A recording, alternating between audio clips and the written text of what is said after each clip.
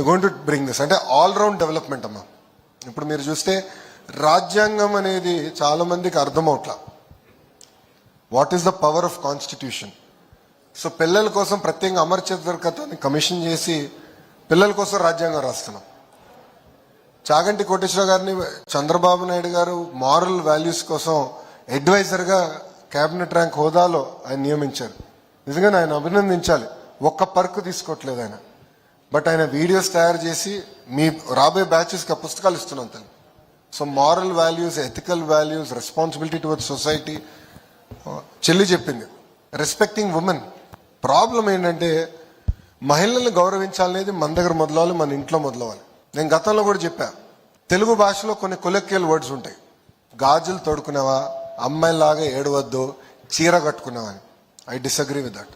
నేను అనేక వేదికలు నేను మాట్లాడేది కరెక్ట్ కాదు, ముందల అది మనం మానేయాలి. సో మహిళల్ని గౌరవించాలి అనేది మన ఇంట్లో తెలుసుకోవాల్సిన అవసరం ఉంది. మీరు చూస్తే ఫస్ట్ సెకండ్ గ్రేడ్ పుస్తకాల్లో కూడా ఇంటి పనులకి ఫోటోలు ఉంటాయి. గతంలో అంతా ఆడవాళ్ళు చేసేది ఉంది. ఎందుకు ఉండాలి అట్లా?